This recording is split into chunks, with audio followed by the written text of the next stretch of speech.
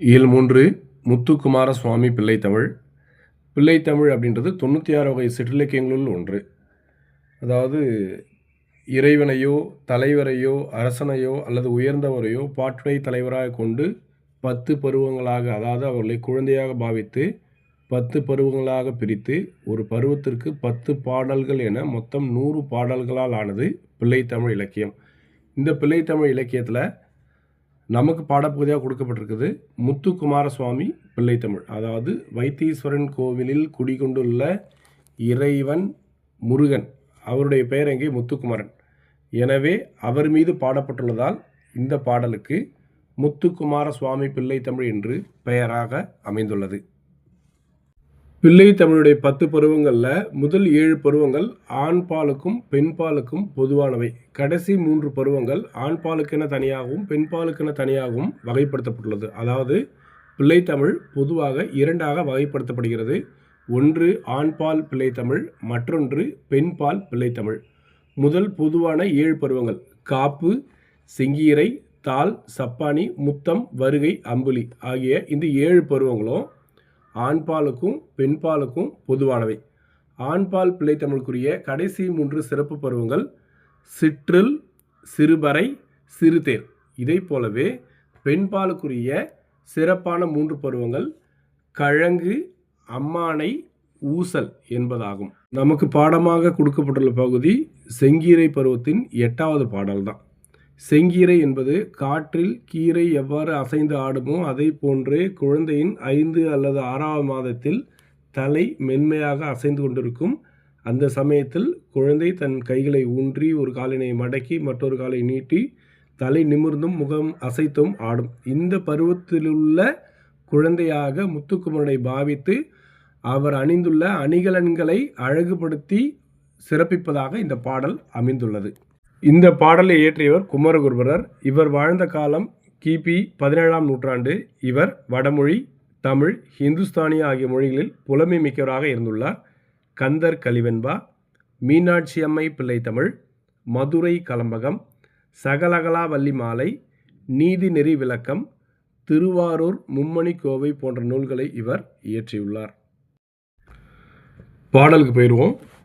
செம்பொனடி சிறு கிங்கினியோடு சிலம்பு கலந்தாட, திருவரை அரைஞான் அரைமணியோடு மொழி திகழ் அரை வடமாட, பைம்பொன சும்பிய தொந்தியொடு சிறு பண்டி சரிந்தாட, பட்ட நுதல் பொலி பொட்டொடு வட்டச் சுட்டி பதிந்தாட, கம்பி விதம் பொதி குண்டலமும் குழைகாதும் அசைந்தாட, கட்டிய சூழியும் உச்சியும் உச்சி கதிர் முத்தொடுமாட, வம் பவள திரு மேனியும் ஆடிட, ஆடுக செங்கீரை ஆதி வைத்தியநாத புரிகுகன் ஆடுக செங்கீரை என்கிறார் குமரகுருபரர். செம்பொனடி சிறு கிங்கினியோடு சிலம்பு கலந்தாட. குழந்தை பருவத்தில் உள்ள முருகனுடைய பாதத்தில் அணிவிக்கப்பட்டுள்ள செம்பொன்னால் ஆகிய கிண்கிணிகளோடு சிலம்புகளும் சேர்ந்து ஆடட்டும் என்கிறார். திருவரை அரைஞான் அரைமணியோடு மொழி திகழ் அரை வடமாட. அதாவது இடுப்பில் கட்டப்பட்டுள்ள அரைஞான் கயிற்றோடு தொங்கக்கூடிய அரை வடங்களும் ஆடட்டும்.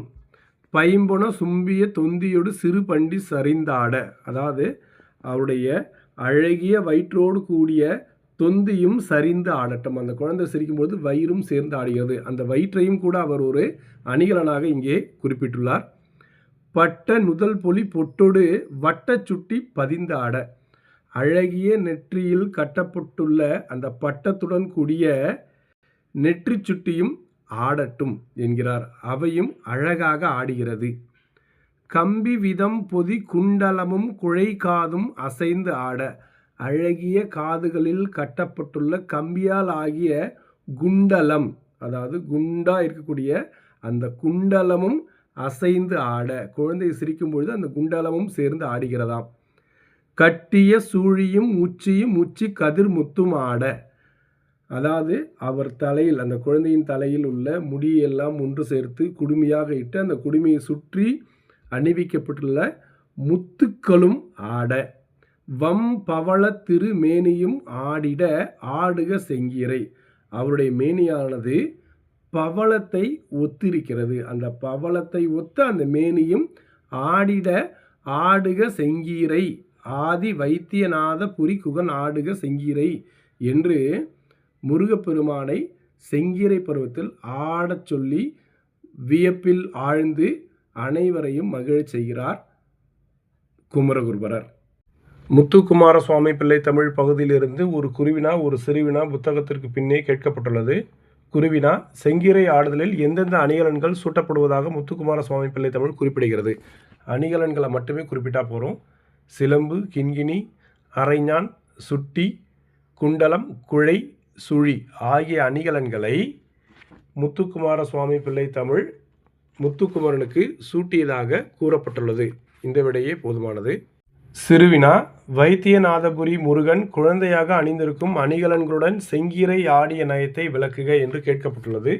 அதாவது பாதம் முதல் உச்சி வரை, அதாவது அழகிய கால்களில் கட்டப்பட்டுள்ள கிண்கிணிகளோடு சிலம்பும் சேர்ந்து ஆடட்டும். இடையில் அரைஞான் மணியோடு அரைவடங்கள் ஆடட்டும். பசும்பொன் போன்ற தொந்தியுடன் கூடிய வயிறு சரிந்தாடட்டும். அழகிய நெற்றியில் கட்டப்பட்டுள்ள நெற்றிச் சுட்டியும் ஆடட்டும். அழகிய காதுகளில் கட்டப்பட்டுள்ள குண்டலங்களும் சேர்ந்து ஆடட்டும். உச்சியில் கட்டப்பட்டுள்ள முத்துமணிகளும் சேர்ந்து ஆடட்டும் என்று முத்துக்குமரன் அணிந்துள்ள அணிகலன்களை குமரகுருபரர் வாழ்த்துகிறார் என்ற விடை போதுமானது. இலக்கண குறிப்பு: குண்டலமும் குழை காதும் என்ற உருபு வெளிப்படையாக வந்துள்ளதால் இது எண்ணுமை ஆகும். எண்ணுமை டன்னகரம்.